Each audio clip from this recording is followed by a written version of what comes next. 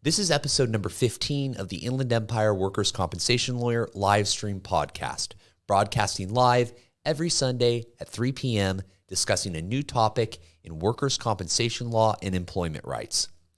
If you work in California, you should subscribe to this channel and hit the notification bell so you don't miss out on important discussions that are going to help you protect your legal rights in the workplace. My name is Attorney Alexander Napolin.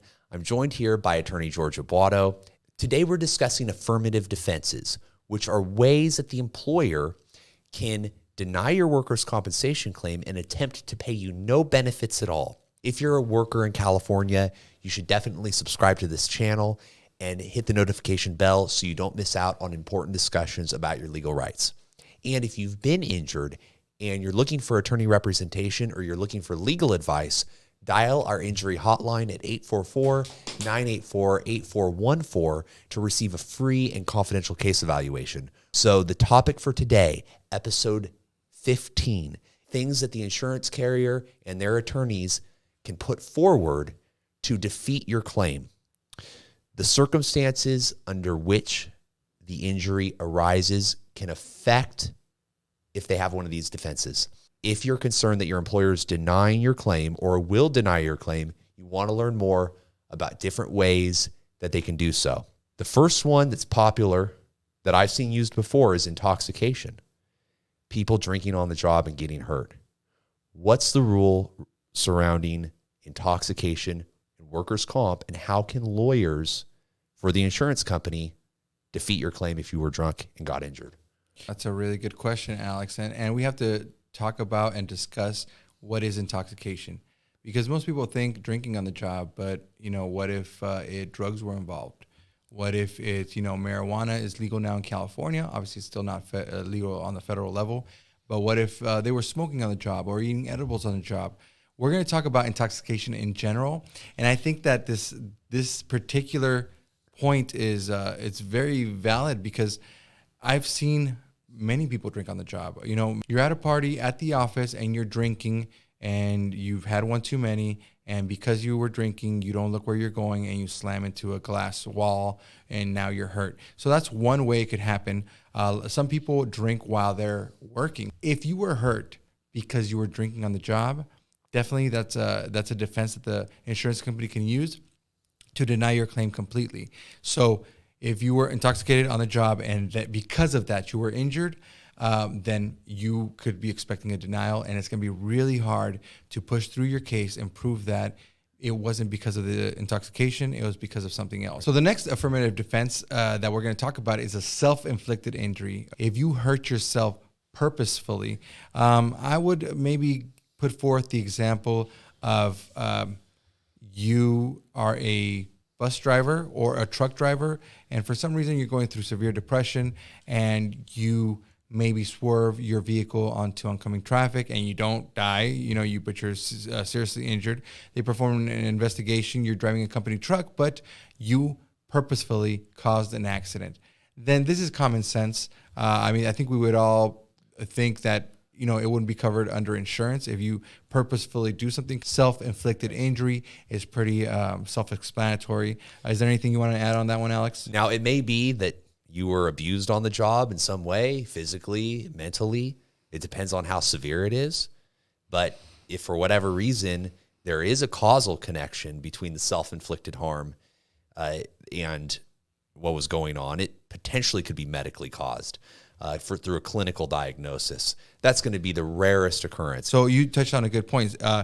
There's a distinction made between intentionally hurting yourself, so if you intend to hurt yourself, or you merely acting rashly and impulsively. So if you intend to hurt yourself, falls under Labor Code 3600 A 5 and 6, right? So you intentionally hurt yourself, you're not going to get any compensation. But if you just acted rashly and didn't think about the consequences, you might still be covered under workers' compensation. So you have to make that distinction. I think that's very important. So I think that you brought up a good point. So the next one we're going to talk about is initial aggressor.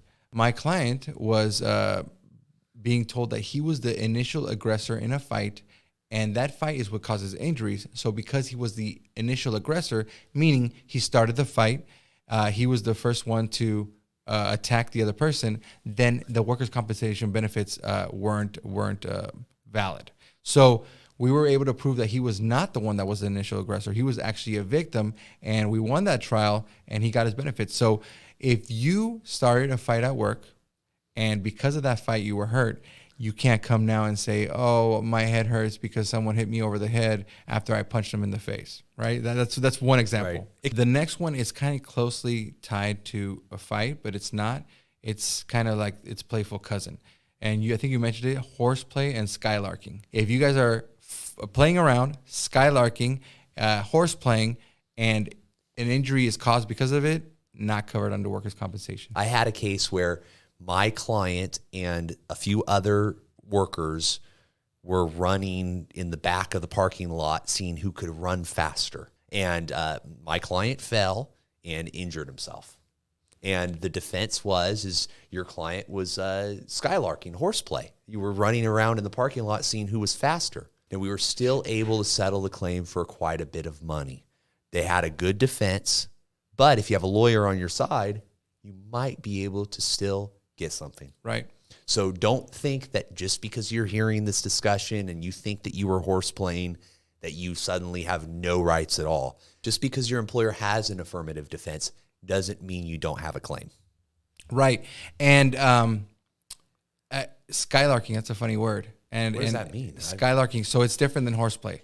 So horseplaying, it's wrestling, it's physical activity. Skylarking is a little bit different because it's jokes and pretty much trickery. What if your coworker's coming down the stairs and you hide and you want to scare them, and you scare them and they trip and fall? Well, you didn't touch them, but they did trip and fall down the stairs because you scared them or because you played a trick on them. Yeah, so arise out of it in the course of your employment. Yeah. So like it's not in the course of your employment if you're drinking. It's not in the course of your employment if you're skylarking, playing pranks. It's not in the course of your employment if you're doing horseplay. There are certain things that vary outside. When you're doing these things, the employer is going to say it does not arise out of, and in the course of your employment, these specific sections actually give the employer an affirmative defense to those types of situations. It's specifically stated that those are not out of and in the course of their employment, if proven. Now, I want to bring up a very important point because these things that we've spoken about are not covered under workers' compensation unless there is the condemnation exception.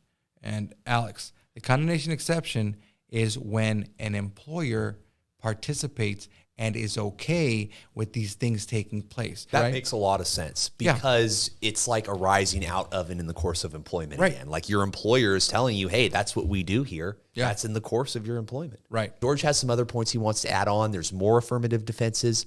We're not going to go into them in as much detail, but we want you to know about them.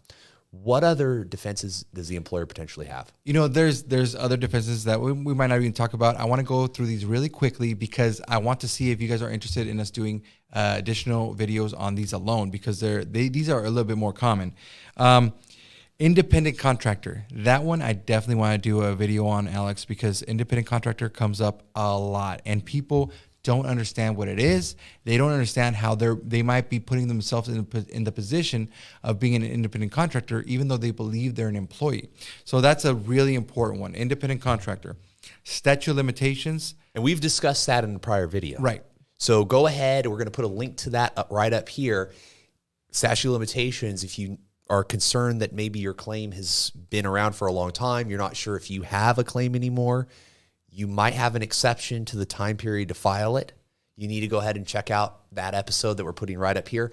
What other affirmative defenses we got? Insurance coverage. This one is a really good one for them because if they don't have coverage and they can prove that, they're out. But doesn't mean your claim can't be accepted through a different insurance. The last two are a little bit less frequent. They're more rare. Suicide. If you obviously injure yourself at work, that's covered under the self-inflicted injury. If you die at work because you committed suicide, that's not going to be covered under workers' compensation, and it's also going to be affecting the workers' compensation death benefits, which we also have a video about. Yes. Very good. Go check that out. And the last one is incarceration. If you are in jail, in prison at the time, that's going to affect your workers' compensation benefits. If you would like to know how, let us know. We might make a video about that one as well. Once again, those are the affirmative defenses, or just defenses, that we want to cover today. If you have any questions, comments, concerns, we're always happy to hear from you. Please set up an appointment or consultation, or just send us a message, and we might even pick one of your topics to make a video on.